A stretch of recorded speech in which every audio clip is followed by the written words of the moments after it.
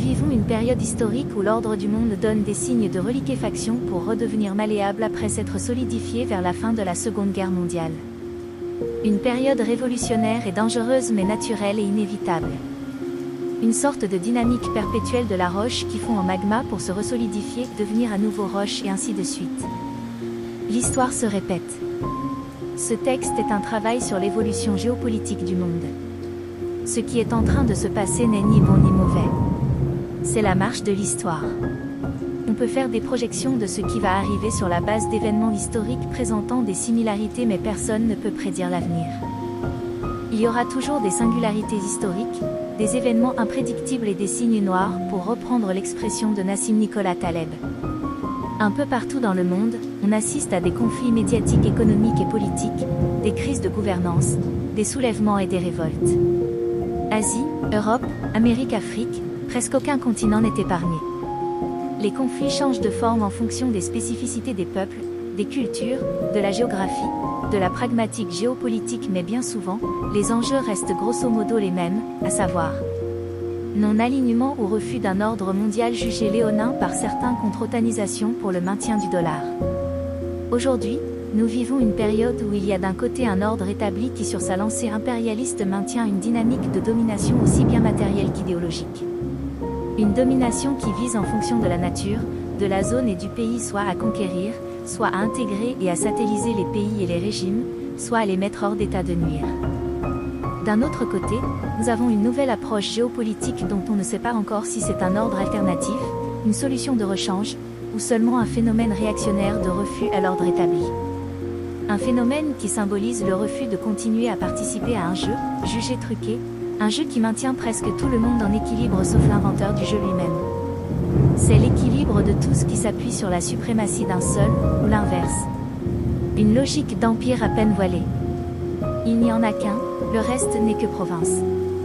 Cela est devenu encore plus explicite et vraisemblable après la fin de l'étalon hors du dollar. Aujourd'hui, les provinces se sentent de plus en plus autonomes, ce qui remet en cause la raison d'être de l'empire et de son système. Le problème, c'est que le système de gestion du monde jusque-là conçu, mis en œuvre et supervisé par l'empire actuel risque de chavirer et la proposition alternative ne semble pas convaincre tout le monde. Certains pensent que sans l'ordre actuel, il n'y aura que des ordres. Après les accords de Bretton Woods, il y a eu la guerre froide entre le bloc de l'Est, l'Union soviétique et ses alliés, et le bloc de l'Ouest, États-Unis et leurs alliés, deux idéologies en compétition avec deux systèmes de pensée différents. Le communisme et le capitalisme. Pour synthétiser, les deux systèmes sont deux façons d'organiser la fonction humaine d'enrichissement ou comment l'humain s'enrichit. C'est-à-dire la manière dont nous percevons, créons, évaluons, échangeons, préservons, stockons et accumulons la valeur au sens économique. Après la chute de l'Union soviétique, la question ne se posait plus. L'idéologie capitaliste avec son système de valeurs avait prouvé au monde sa supériorité sur le modèle communiste à la sauce soviétique. L'histoire aura retenu que l'humanité avait choisi son modèle d'organisation des sociétés humaines. Aujourd'hui, cette idéologie avec sa manière d'encadrer la logistique de la valeur et son système monétaire international basé sur le dollar, semble ne plus faire l'unanimité. D'un côté, l'Empire US et ses satellites veulent à tout prix maintenir leur hégémonie, de l'autre, d'autres puissances, des puissances montantes qui sont en train de dépasser le cadre qu'avait conçu l'Empire pour les contenir commencent à se sentir à l'étroit dans l'ordre actuel des choses. Certains parlent des BRICS contre l'OTAN. Bien entendu, ce sont deux organisations à caractère différent. L'OTAN est une organisation militaire qui a pour finalité de protéger et maintenir l'ordre établi, quand les BRICS sont un regroupement de pays qui tendent à réfléchir à des systèmes alternatifs de coopération internationale. Dans cette conjoncture, il y a deux inéluctabilités au conflit. La première est la montée en puissance des États challengers ou des États qui remettent en question l'ordre actuel des choses et qui se traduit par une résistance de plus en plus forte aux manœuvres impérialistes des tenants de l'ordre établi. L'organisation des BRICS peut être considérée comme le phénomène réactionnel le plus sérieux. La deuxième inéluctabilité est l'insatiabilité du désir ou, comme dirait Nietzsche, de la volonté de puissance, de l'empire actuel qui se traduit par une exacerbation et une augmentation continue du niveau d'agressivité accompagnée d'un sentiment d'impunité. Deux éléments qui dans l'histoire constituent le terreau sur lequel évoluent les graines de la chute des empires. L'histoire nous montre que la quête de puissance produit du positif, Contrairement au sentiment de puissance qui est souvent néfaste et autodestructeur, car marcher vers le sommet est toujours plus instructif et bénéfique que d'être assis sur le trône. C'est encore plus vrai pour les États, car ceux qui vivent l'expérience d'être au sommet ne sont pas souvent ceux qui ont œuvré pour y arriver. Les premiers, pour se motiver, tendent à regarder vers le haut, quand les seconds, pour se maintenir et se protéger des menaces, regardent en bas. C'est symboliquement les deux phases qu'a vécu l'Empire de l'Occident. De la création des États-Unis d'Amérique jusqu'en 1971, la fin de l'étalon hors du dollar, en passant par les accords de Bretton Woods en 1944. Ce fut la phase de marche vers le sommet.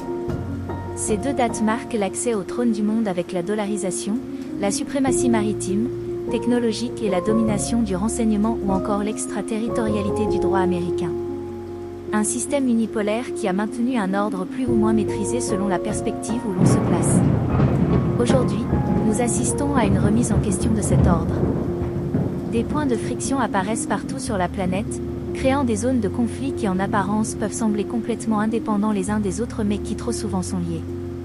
Ce sont des conflits qui opposent des pro-ordres établis contre des pro-nouvel ordre multipolaire, avec quelque part entre les deux des acteurs aux positions nuancées qui se présentent comme non alignés et qui jouent aux équilibristes. Beaucoup s'interrogent sur la nature et l'origine de l'innovation géopolitique de ce XXIe siècle. Si les BRICS semblent être l'alternative la plus sérieuse, à quoi ressemblera le monde sous leur système de gestion? Ce système est-il fiable, réaliste et réalisable? Peut-on estimer sa durabilité, anticiper ses vices et ses failles?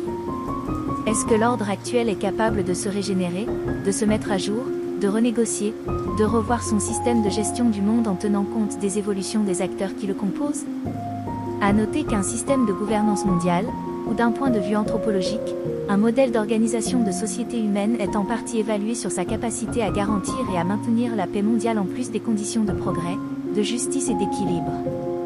Le record le plus récent du maintien de la paix relativement mondiale est de 100 ans, 1815 à 1914.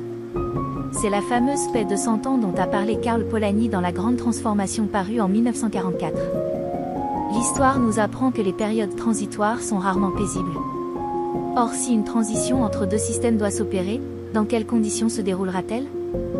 La transition sera-t-elle plus ou moins calme, ou une troisième guerre mondiale est-elle inévitable? Est-ce qu'une cohabitation de deux ou plusieurs systèmes est-elle possible dans un monde qui deviendra à nouveau multipolaire?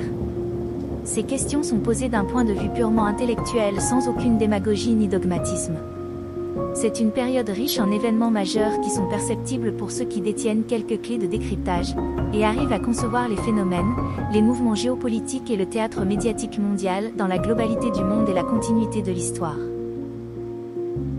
Dans la seconde partie de cette vidéo, nous parlerons de l'impact de ces rivalités sur l'Afrique du Nord, notamment la Tunisie, l'Algérie, le Maroc et la Libye. En attendant, prenez soin de vous, prenez soin de vos proches et on vous dit à très vite.